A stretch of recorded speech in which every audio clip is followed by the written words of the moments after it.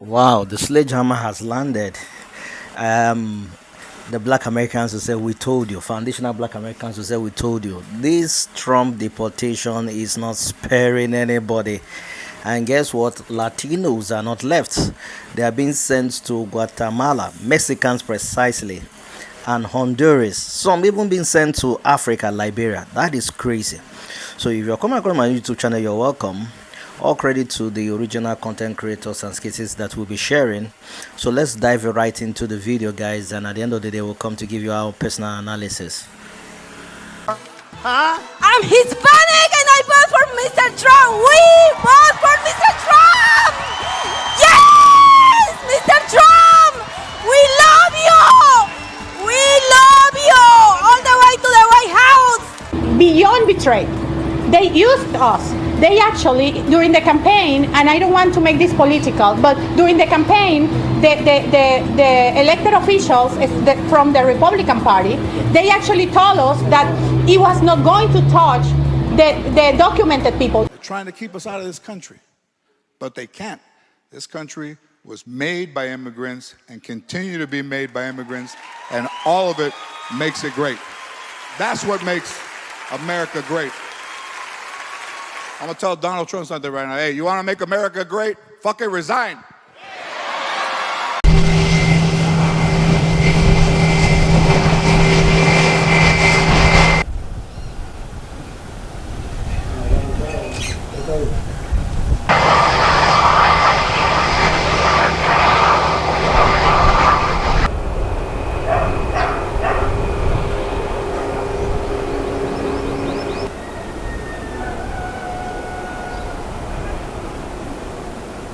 El gobierno del presidente Alfura también ha tenido a bien que de la misma forma que a nosotros nos retornan hondureños, también nosotros retornar a estos ciudadanos mexicanos que nos han venido. Hemos tenido ahorita alrededor de 365 ciudadanos mexicanos que han venido, de los cuales 317 son hombres y 48 son mujeres.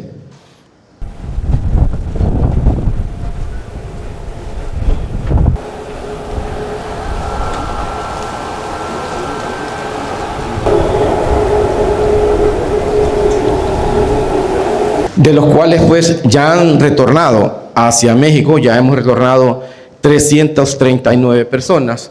Actualmente tenemos 26 personas que el día de mañana ya saldrán rumbo a México. Nosotros, el Instituto Nacional de Migración, en lo que va de este año, un lugar digno donde dormir, un plato de comida caliente y el día... Cada país, como les digo, es independiente y pone sus reglas.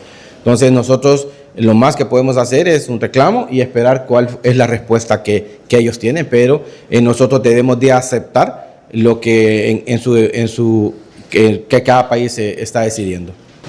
No, yo ni lo sé, ya espero le confirmaste lo que te responde.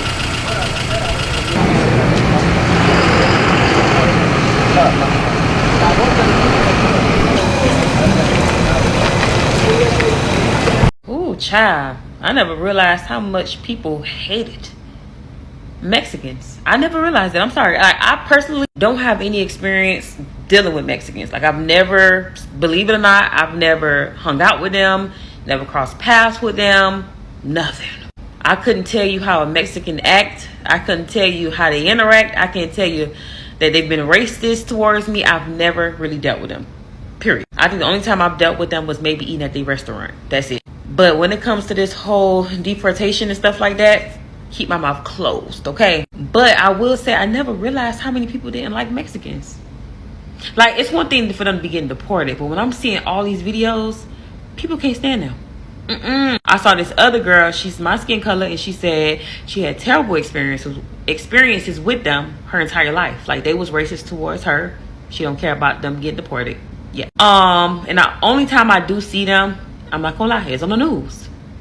I literally think about 2 stories right now where things happened to a girl and a young woman, and it was by Mexicans. So, like, that's the only time I really see them is on the news. I'm not gonna lie. But I say all that to say is that I'm just watching stuff and I'm just seeing, like, because, you know, my skin color, I'm just used to how people treat us, okay? And I'm really just paying attention. I'm just like, people can't stand them. Liberia has agreed to accept up to 1,200 people deported from the United States who are not Liberian citizens, making it one of the largest third country deportation agreements reached under the Trump administration that we have been following. Liberian officials announced the agreement yesterday. Information Minister Jolyn McPia said the deportees will arrive over the course of a year, with the first group of 20 expected tomorrow.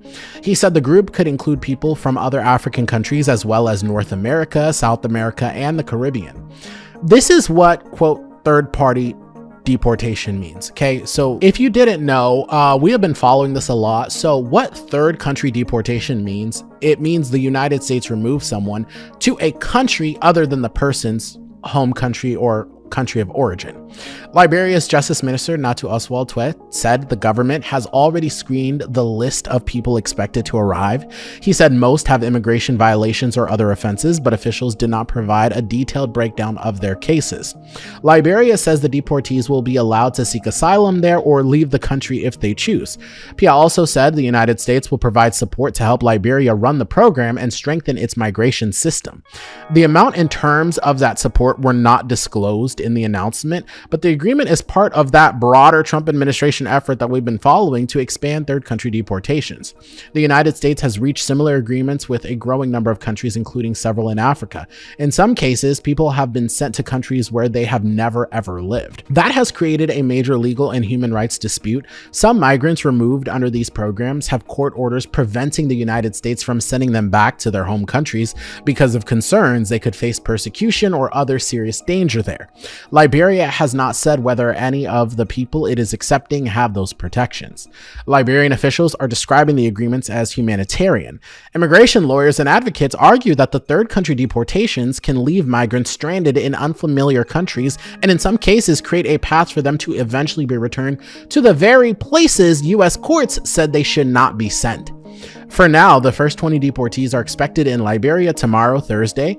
The agreement allows for as many as 1,200 over the next year. The Trump administration has been quietly deporting Mexican citizens to Guatemala and Honduras, despite the fact that Mexico has told them not to. According to CBS News, they've deported at least hundreds of them so far, and Mexico was not happy about it. The Mexican Foreign Ministry told CBS News that they reject the deportation of their own citizens to other countries, as they should. Why is the U.S. doing this? To try to prevent re-immigration through the southern border. Unbelievable. Why are Latinos being deported to Africa? Deportations to third countries like Africa are increasing, and one of the biggest, if not the biggest, third country removal to Africa just happened recently, according to journalist Gillian Brockel, who has been tracking deportation flights. I happened to speak with a Cuban deportee who was on that flight, who shared how it all went down. Now imagine being shackled by your hands and feet on a commercial flight with about 80 other detainees, and an armed guard sees you and asks, "What are you doing on this flight to Africa?" And that's how you learn that you're being deported to Africa. That's exactly what happened to this man, Aristides, a 37-year-old Cuban. Aristides is now in Bangui, the capital of the Central African Republic, a volatile country currently with the highest travel advisor, experiencing a violent election, dealing with political violence, civil armed conflicts, landmines, terrorism, kidnappings, and more. It's just one of 35 countries that have agreed to receive deportees in exchange for about $44 million in contracts from Trump's deportation machine. According to Third Country Deportation Watch, they estimate that about 22,000 people have been banished by bargain, quote unquote, as they describe it. Aristides has no criminal record. Even the DHS couldn't provide one when we asked. He was a truck driver. He was picked up during his second court hearing for his asylum petition. He spent the next 7 months in 9 different detention centers, including 96 days at Alligator Alcatraz, which he says, without a doubt, was the worst one, describing the beatings by guards and people left lying on the ground with their hands cuffed behind their backs outside the medical room waiting for attention. He's now in a French-speaking country, taking a pill daily to prevent diseases from the food and water. He was dropped off without any of his possessions, no IDs. He says they kept my money and paperwork. He tells me with the generosity of someone else, that he was able to get enough money to purchase a new phone, which is how we could communicate. But he and others have to stay at the same hotel under watch until his 90-day visa expires. Then he has no idea what he's going to do, to be undocumented in another country. So why are Latinos being deported to Africa? Well, I've been looking into this, and the common thread is that they're all asylum seekers that are fleeing their own countries in fear of death, persecution, or torture. They can't be sent back to their own countries. The detainees often also refuse to go back. They're often given a second option, most commonly Mexico, but at least some of these Latinos refuse because of, fear of experiencing violence like they did as migrants. I had previously spoken to Jehan Lanner of the Immigration Legal Resource Center, and when I was working on the story about who is targeted by ICE at airports, and she told me that some folks who don't win an asylum petition but won immigration status under the United Nations Convention Against Torture are protected from being deported back to their country, but remain in the U.S. in this sort of limbo state. The Trump administration is trying to remove these people to third countries despite their withholding of removal order. So what's going to happen to Aristides and these people? They're out there, they're in the third country, and they're stranded. For all the details in the full story, that's on lataco.com. Welcome back, guys. Trump means business. It's not funny, but man, this is so sad to see. The way these people are being treated, these Latinos, especially Mexicans this period, being carried over all the way to Honduras, Guatemala. So we're even carried to, South Africa or Central Africa Republic, Liberia. And I'm wondering what is the motive for doing that. Is to just make sure that it's so difficult for these guys to even return back to their own places. How much more return back to the US? And so the US government has reached into a whole lot of deal with some of these countries in terms of settlement to receive these deportees that are being sent to them, especially some of those countries in Africa. It's crazy. You can imagine you being picked up from the day of your work. It's not like you are an illegal immigrant. It's like your papers are being processed. You are midway, and these guys just pick you up. You're a truck driver, and they don't want to know what is happening. They don't want to hear your own side of the story. They just pick you up, and they just take you straight to the airport, and they send you, flying all the other way, miles and kilometers, miles away, and that is so pathetic. And it's sad to say, because you could see the videos that we shared. These Latinos were cheering him. We voted for Trump. We voted for Trump.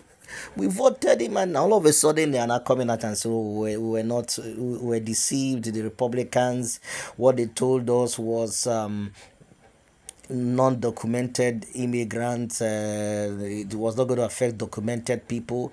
What were you thinking? What were you thinking? You voted in an administration, a government, a people that would deport your own people. I don't understand it. Someone who is not looking out for the benefits of all of you guys. And the black community was singing this like an anthem. Foundational Black Americans were warning you guys. But, there's something with most of these immigrants that have been deported. They felt they were more smarter than Foundational Black Americans. And, these Foundational Black Americans have been around. They understand how the system works. They know the lies, the politics. And if there's anything that you need to do as a person, when you come into a place, you listen to the people who are already resident there. Not just 100 years. These guys have been there for hundreds of years. They have been there as far back as the early 1600s and 1700s. And they are talking to you. Their fathers, their forefathers have been in the land, and they know what they're telling you about. And it's so sad to see families being separated. So I want to know what your thoughts and comments in the comment section.